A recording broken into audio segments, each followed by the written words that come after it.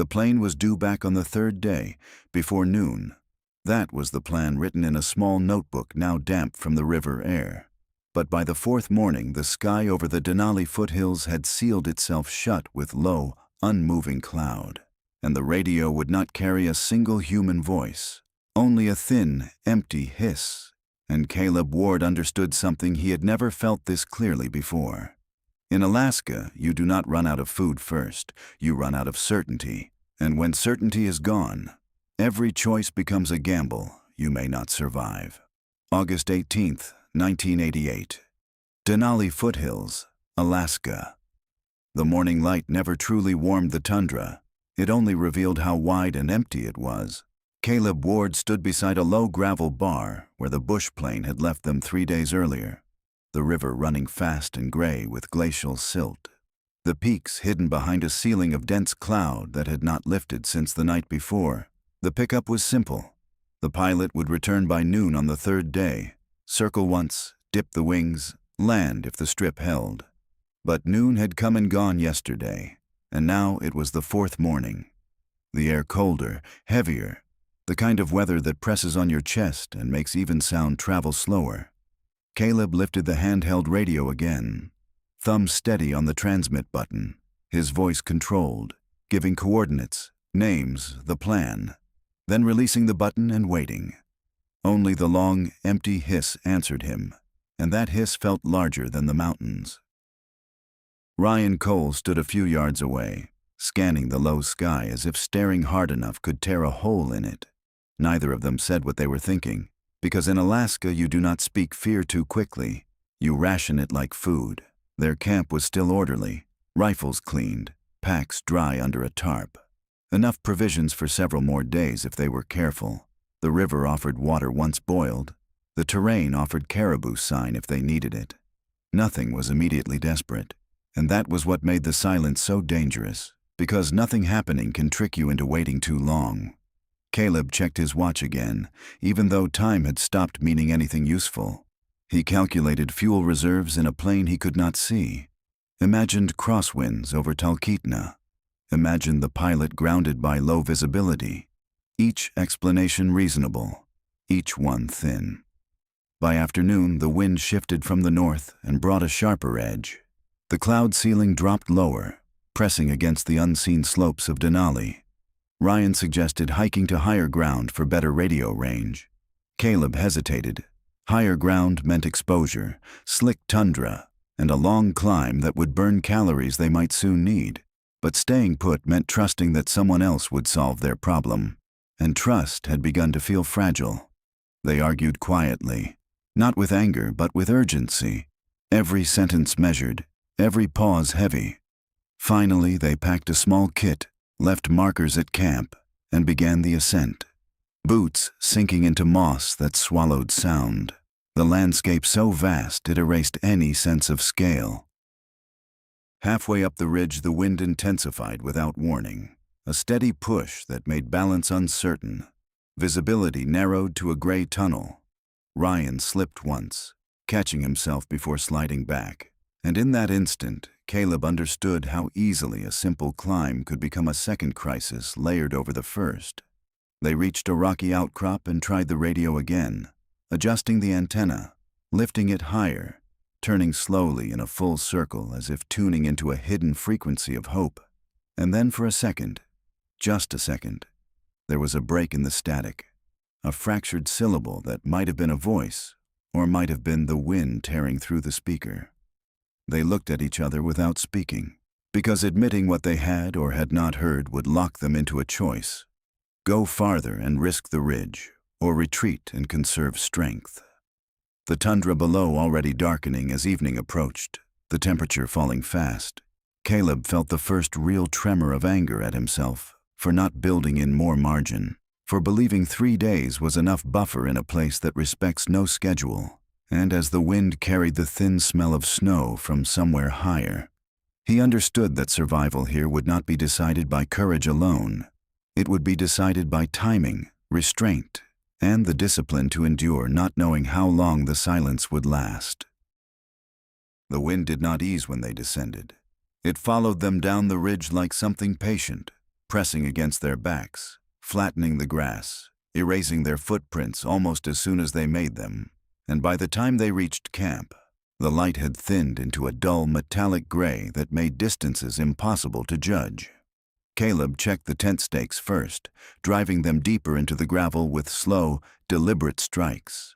Ryan secured the tarp lower, tightening every line as if the knots themselves could hold the sky in place, neither of them mentioning the fractured sound they had heard on the ridge, because hope without confirmation can turn reckless, and recklessness here would not forgive them. The temperature dropped sharply after sunset, the kind of cold that moves in layers, first numbing fingers, then creeping through boots, then settling into the lungs so each breath feels narrower than the last. They boiled river water in silence, rationed freeze-dried meals with mechanical precision, recalculated supplies without saying the word delay. 4 days of food if stretched carefully, 6 if reduced to strict portions, ammunition untouched, fuel for the stove limited, the math steady but fragile.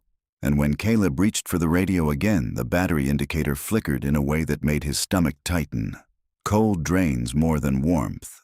It drains options. He switched it off quickly, conserving what little charge remained, already aware that tomorrow the decision would no longer be about climbing for signal. It would be about movement. Sometime in the night, the first snow began. Not heavy, not dramatic.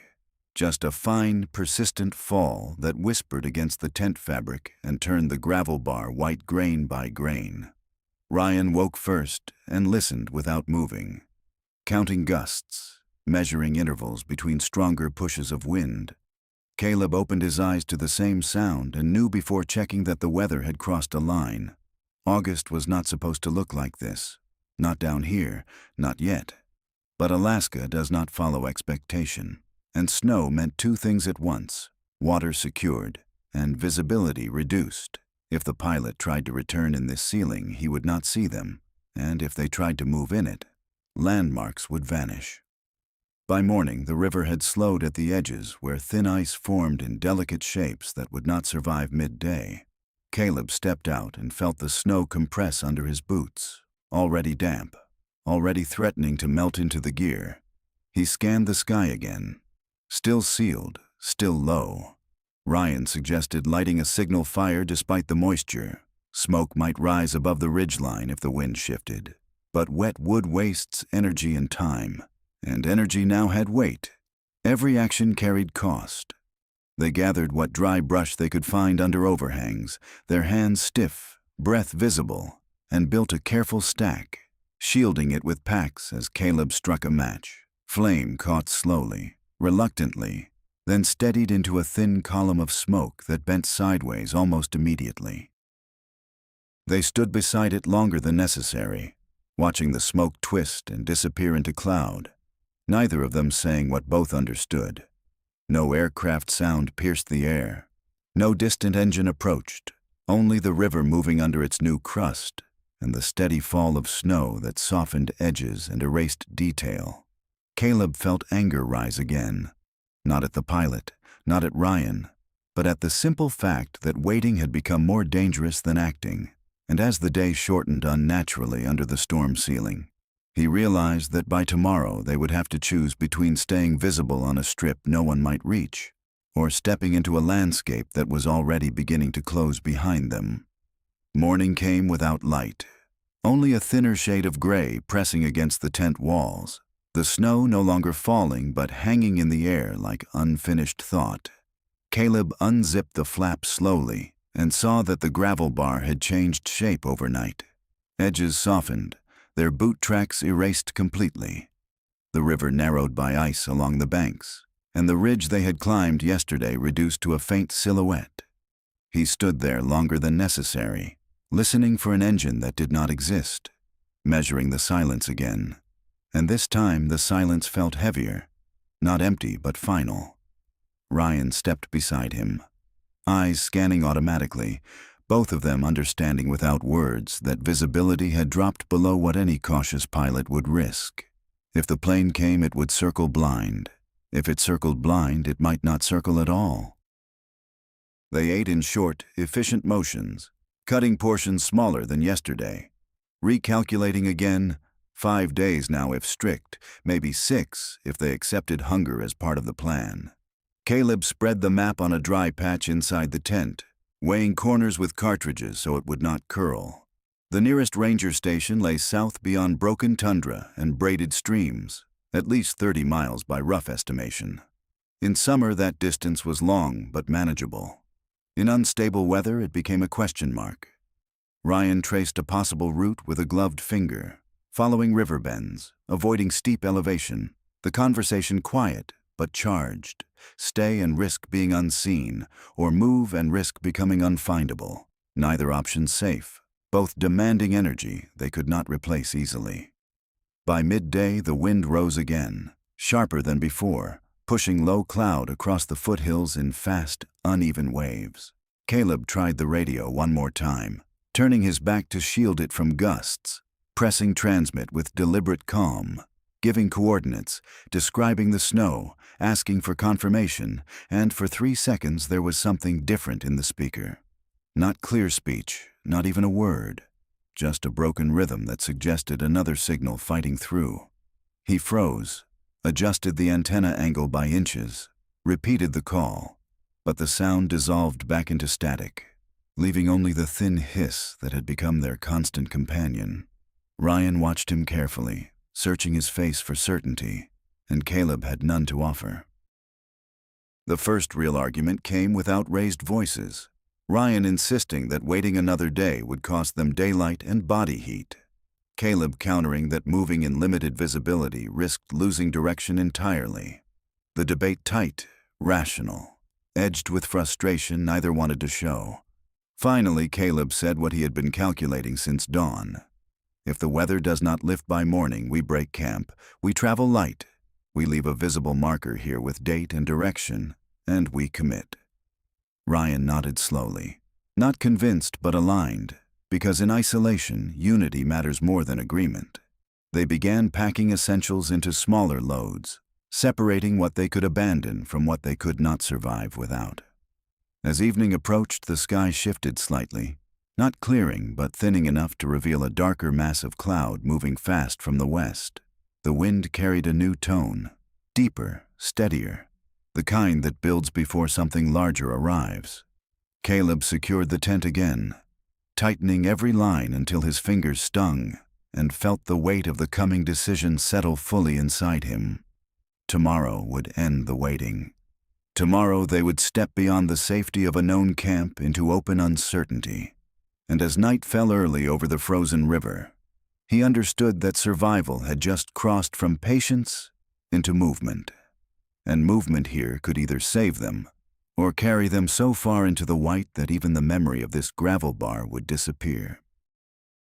They broke camp before full light, not because they were ready, but because staying had begun to feel like decay.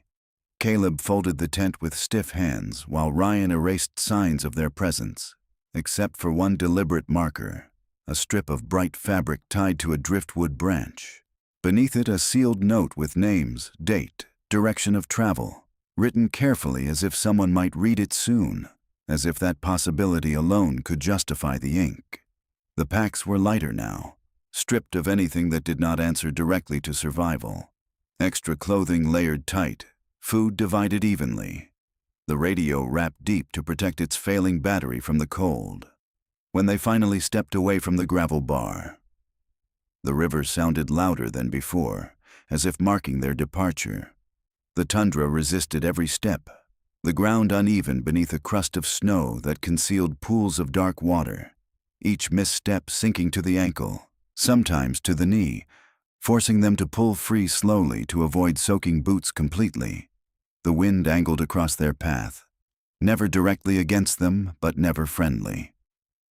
Caleb set a steady pace, calibrated to conserve strength, counting steps in silent groups of 100 before allowing himself a brief glance up to confirm direction. Ryan followed a few yards behind to watch their back trail, though it disappeared almost instantly under drifting snow. Conversation limited to essential signals, left, slow, careful. because speaking too much burned breath they needed. By midday, they reached the first braided stream they had marked on the map. What had looked narrow in dry conditions now spread wide and unpredictable, shallow channels weaving between ice shelves that creaked under shifting water. Caleb tested one crossing point with a trekking pole. The ice flexed, not breaking but warning. Ryan scanned upstream and found a narrower section partially shielded by gravel banks. They debated quickly. Choose the shorter route and risk the unstable crust, or detour and lose precious time. Caleb chose the detour. Time can be regained. Soaked boots cannot be dried easily here. They moved carefully along the bank until the channel tightened, then crossed one at a time, steps deliberate, breath controlled, the water rushing beneath thin ice loud enough to erase all other sound.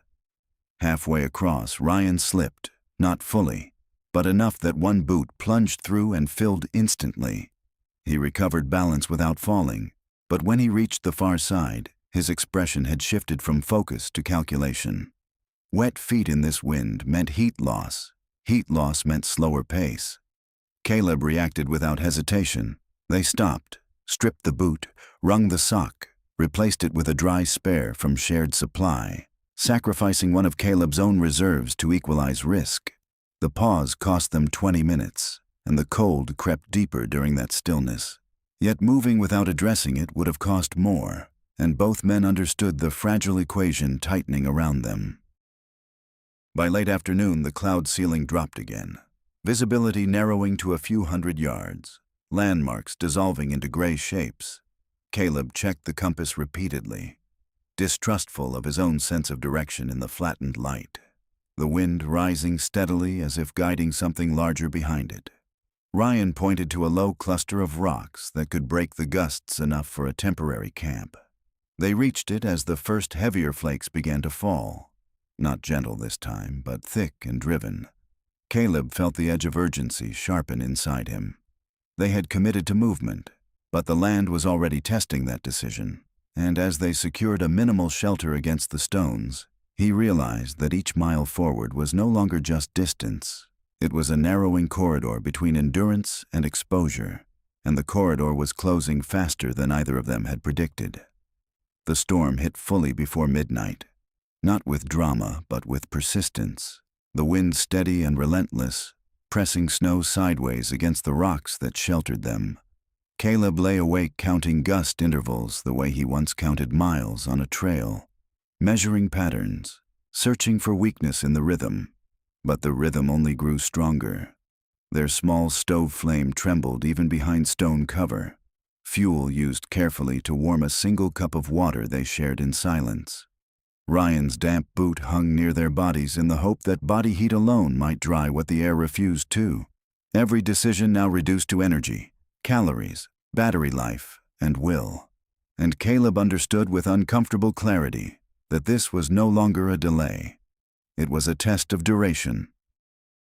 By morning, the rocks that had seemed protective looked smaller. Snow drifted high enough to narrow their shelter, forcing them to dig outward just to keep space to sit upright. Ryan's foot had not frozen, but it ached in a way that slowed him, circulation returning unevenly. Caleb adjusted their pace plan immediately. Shorter distance today, tighter intervals of rest, no heroics. The map showed a low valley ahead that might offer partial windbreak and clearer orientation. Yet the route required crossing another shallow rise, and rises here meant exposure. They packed quickly, knowing that staying put under accumulating snow could trap them in a different way. The climb was gradual but punishing, wind striking them broadside, snow reducing depth perception, so the ground seemed to tilt unexpectedly. Twice Caleb stumbled over hidden rock edges, catching himself before falling. Ryan followed more slowly, favoring his recovering foot but refusing to admit weakness aloud, and somewhere near the crest, the sky shifted again. Not clearing, but lightening just enough to reveal distance. Caleb turned instinctively toward the open horizon, scanning for movement, for contrast against the gray. And for a moment he thought he saw something unnatural far south, a darker speck against snow, too angular to be terrain. too still to be cloud. He said nothing at first, blinking hard, recalibrating vision strained by monotone landscape, then pointed without speaking. Ryan narrowed his eyes, searching the same direction. The speck remained, distant but real. Perhaps debris, perhaps driftwood, perhaps something left by another hunter. But its geometry suggested intention. Caleb felt a surge of cautious urgency. If it was man-made, it meant proximity to route or landing zone. If it was nothing, they would waste strength chasing illusion. They adjusted direction slightly, not a full detour, just enough to intercept if it proved substantial, the wind resisting every diagonal step as if guarding whatever lay ahead. By late afternoon, they reached a shallow depression that shielded them from the worst gusts, and the dark speck resolved into something unmistakable, an old aluminum fuel drum half buried in snow, dented, weathered, but undeniably placed there by human hands. Caleb crouched beside it, brushing snow away slowly as if uncovering fragile evidence. The drum was empty, long abandoned, yet its presence shifted the psychological balance instantly. Someone had once used this corridor. Perhaps aircraft landed nearby in clearer seasons. Perhaps a supply cache once existed. Ryan's eyes lifted toward the surrounding valley with renewed calculation, and Caleb felt the first thin thread of direction forming through the storm. Not rescue, not yet, but proof that this wilderness, however vast, was not entirely without human trace, and that trace might lead them somewhere the silence could finally break. Caleb circled the fuel drum slowly, as if it might reveal more if approached from the right angle. Snow packed tight around its base. No recent tracks, no fresh disturbance, only age and abandonment. Yet its placement told a story the landscape had refused to tell them until now. This valley had once mattered to someone, perhaps a seasonal landing zone when weather allowed, perhaps a supply drop site marked on maps they did not possess. Ryan moved outward in widening arcs, scanning for flattened ground long enough for bush wheels. The wind lower here but still insistent, and for the first time in days, their movement carried direction instead of mere escape. Hope restrained but present, fragile as thin ice. They followed the valley floor cautiously, conserving energy while examining every unnatural line in the snow. Caleb's mind working through probabilities. If aircraft had used this corridor, then there must be a reason. Stable wind patterns, navigable approach, gradual slope. The logic felt solid until a new gust swept through, stronger than any before, rolling down from the unseen peaks with sudden force. Snow lifted in sheets, visibility collapsing in seconds. Ryan shouted something that vanished mid-air. Caleb turned toward him and saw only white turbulence. The valley that had seemed promising now transformed into a moving wall. They dropped low instinctively, anchoring themselves against a shallow bank, packs pressed to their backs to block the worst of the blast. The wind howled through the depression with a tone that felt almost mechanical, sustained, deliberate, snow-stinging exposed skin. Caleb forced himself to breathe slowly, counting again. Not miles now, but seconds between gust peaks, searching for pattern, for lull. Ryan crawled closer, their shoulders nearly touching to prevent separation, the realization sharp and immediate. If they lost visual contact in this, even by a few yards, orientation could vanish entirely, and with it, any path back to the drum, to the river, to anything recognizable. The gusts intensified rather than eased, and Caleb felt the first true surge of doubt about their decision to move. Staying might have buried them, but movement had exposed them. Every choice narrowing rather than expanding options. Ryan tugged at his sleeve and pointed downslope, where a darker indentation suggested a cut in the terrain, perhaps a shallow ravine. Caleb hesitated only a second before nodding. They moved bent low, each step deliberate, snow filling footprints instantly, the world reduced to 10 feet of visibility and the sound of their own strained breathing. They reached the depression just as the wind shifted again, less direct but colder, the walls offering partial shelter, enough to kneel without being pushed sideways. Caleb scanned upward and saw something that tightened his chest. Above the ravine edge, the sky flickered faintly. Not lightning, not sun, but a brief pulse of reflected light through the cloud ceiling. Distant, rhythmic, gone before he could confirm it. Ryan saw it too. Eyes widening in question, aircraft reflection, or imagination born of exhaustion. The wind swallowed any confirming sound, and Caleb felt the cruel balance tilt once more, a sign of proximity to rescue, or proof that the storm was playing tricks with whatever certainty they had left. The light above the ravine did not return immediately, and that was almost worse than if it had never appeared at all. Caleb kept his eyes fixed on the narrow strip of sky between moving cloud layers, waiting for confirmation, for repetition, for anything that would justify hope. But the storm swallowed the space again, wind shifting in erratic pulses that made sound unreliable. Ryan leaned closer and spoke slowly, asking the question neither wanted to answer. "Did you see it clearly?" Caleb nodded once, not certain whether he confirmed reality or defended it, because exhaustion can manufacture signals as easily as weather can hide them. And in Alaska, certainty erodes faster than strength. They waited in the partial shelter longer than planned, calculating risk against opportunity. If an aircraft had broken through cloud briefly, then elevation mattered, smoke mattered, visibility mattered. But climbing back into open wind could cost balance and heat they were barely maintaining. Caleb checked the radio battery again. The indicator dimmer than yesterday. A final transmission possible, but not many more. He weighed it carefully. A single call, timed to coincide with potential aircraft presence, might reach someone, or it might drain the last reserve into static. Ryan suggested conserving it for night when signals sometimes travel farther in cooler air. The suggestion rational yet unproven, both men aware that hesitation itself had become a danger. The wind eased slightly by late afternoon, not calm, but navigable. Caleb decided they would ascend just enough to gain visual advantage without fully exposing themselves. The climb out of the ravine was slow, snow compacted into slick layers beneath their boots.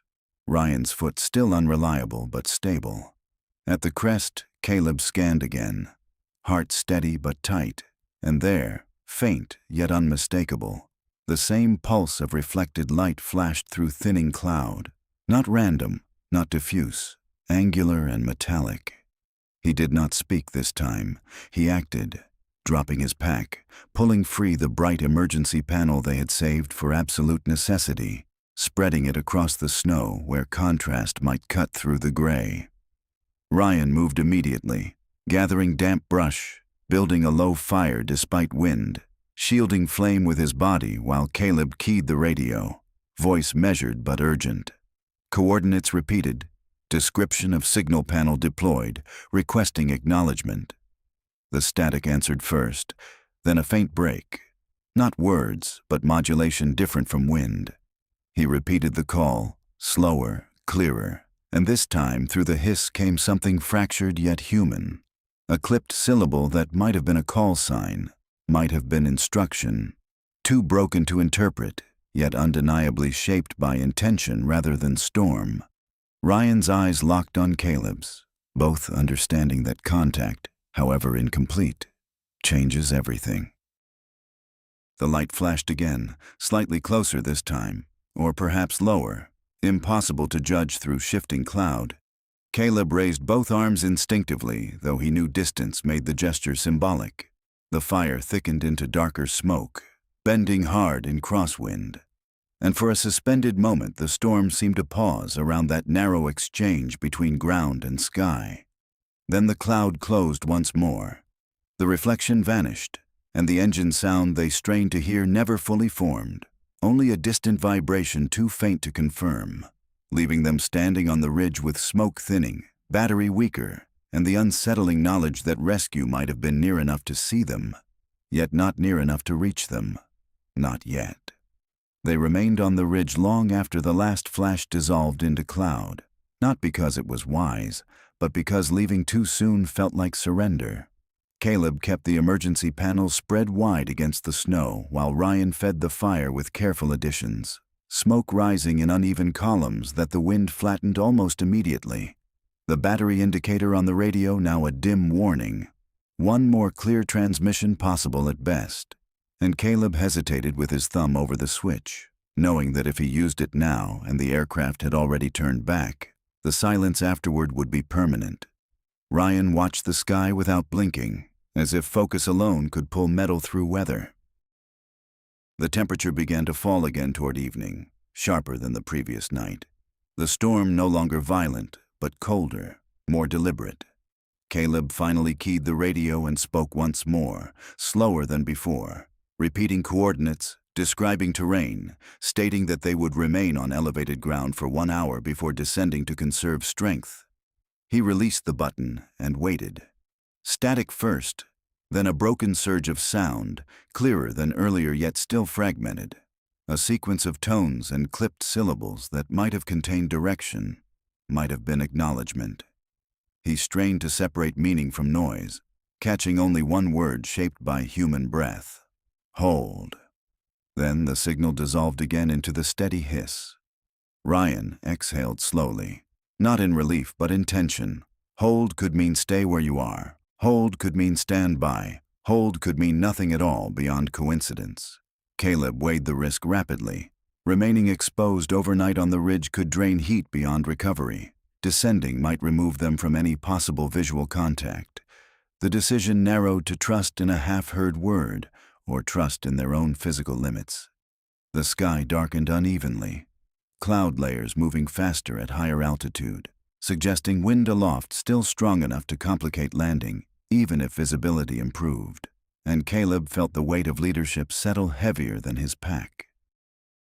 They compromised, descending only partway into the ravine where partial shelter existed, but the ridge remained within a hard climb. If engine noise returned, the fire rebuilt lower, smoke less visible but fuel preserved. Caleb wrapped the radio inside his jacket to protect it from further cold drain, both men rationing remaining food to half portions, without speaking the calculation aloud. Night deepened early under cloud cover, and in the darkness the mind began to replay every sound as possibility. Distant gusts mistaken for propeller echo. Shifting ice along the river imagined as mechanical vibration, each false signal tightening nerves further. Near midnight the wind shifted again, not stronger but steadier from the south, bringing with it a subtle change in temperature, slightly less brutal. Caleb lay awake listening for pattern, for continuity in any distant sound, and once, faint but distinct, he believed he heard a low engine tone carried across layers of air, not overhead, not close, but somewhere beyond the ridgeline.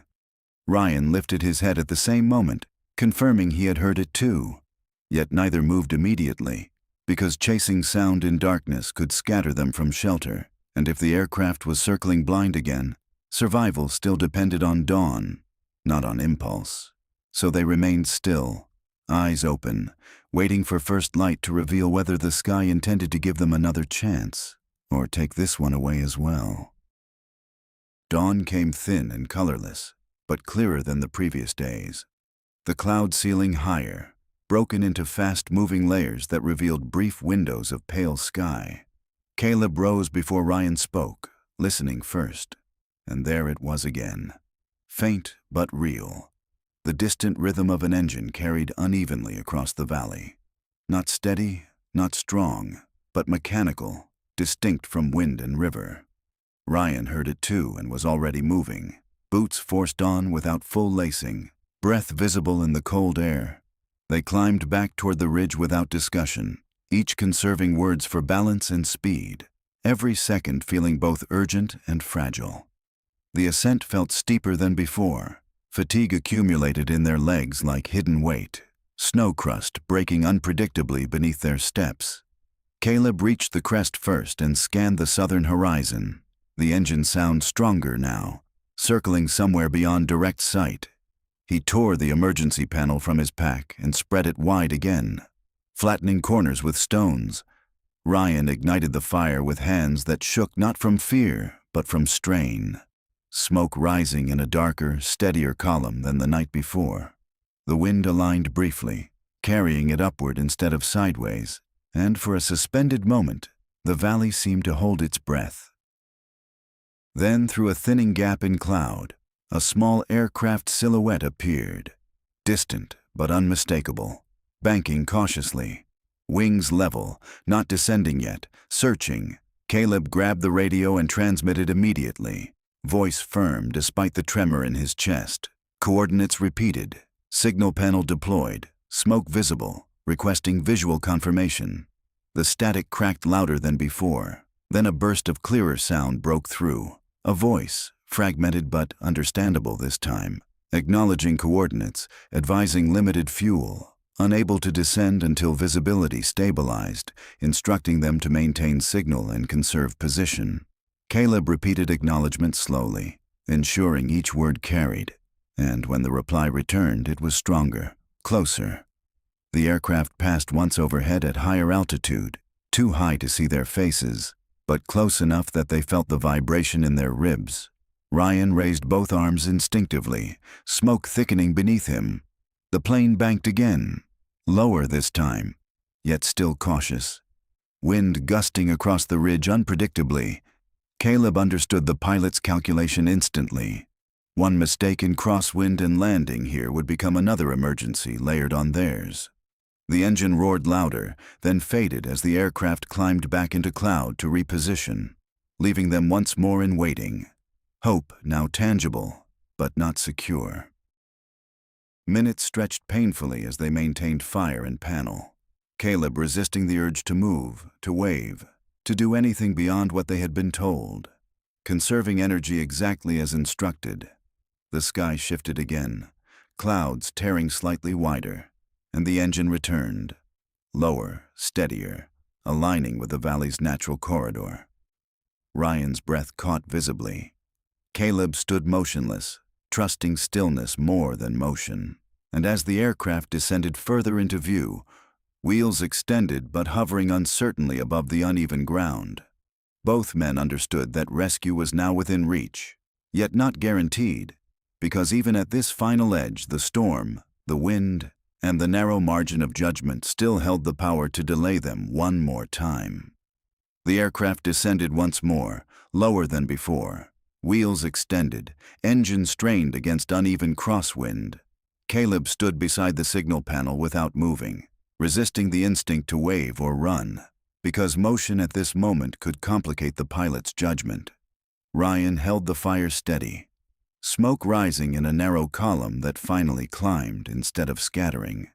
The plane banked carefully over the valley, aligning with the flattest visible stretch beyond the ridge, and for several long seconds it hovered in indecision, engine pitch rising and falling as if arguing with the air itself. Caleb felt his pulse slow strangely, not from calm, but from focus, understanding that rescue required as much restraint as survival had. The first approach was aborted, wheels dipping close enough to disturb snow before the pilot pulled up sharply, climbing back into clearer space. Ryan exhaled sharply but said nothing, neither man allowing frustration to surface. They simply reset the panel, fed the fire again, conserved motion. The second pass came tighter, more committed. The aircraft descending along the natural corridor of the valley, wind still gusting but more predictable. Caleb could now see the pilot's outline through the cockpit glass, concentrated, calculating. The wheels touched uneven ground once, bounced lightly, then settled, rolling forward in a short controlled run before stopping in a plume of powdery snow. For a moment, neither Caleb nor Ryan moved, as if confirming the plane was not another illusion shaped by exhaustion. Then the engine idled steadily, unmistakably real, and the cockpit door opened against the wind. The pilot stepped out quickly, gesturing with urgency but not panic. Time limited, fuel tight, weather unstable. Caleb felt the weight of the past days compress into a single decision to act without hesitation. They grabbed only essential packs, leaving behind what had once seemed necessary. moving toward the aircraft in measured strides, careful not to slip on compacted snow that could turn triumph into injury. Inside the cabin, warmth felt unreal. Mechanical heat replacing raw air. Ryan settled into the seat with visible fatigue. Caleb secured the door and gave a brief nod to the pilot. No dramatic words exchanged, only coordinates confirmed and weight balanced for takeoff. The engine surged again. Stronger this time, wheels bumping over uneven ground before lifting cleanly. The valley shrinking beneath them. Smoke from their small fire thinning into insignificance. The ridge that had defined their survival now just another contour in endless terrain. As the aircraft climbed through a widening break in cloud, sunlight finally pierced the gray layers, illuminating the snowfields in sudden brilliance. Caleb looked down at the route they had carved across the tundra, at the river winding cold and indifferent, and understood that survival had not been a single act of strength, but a sequence of restrained decisions, each one small, each one essential. And as the Denali foothills receded into distance, he felt no triumph, only a steady, quiet respect for how close silence had come to keeping them, and how thin the margin had been between waiting too long and moving too soon.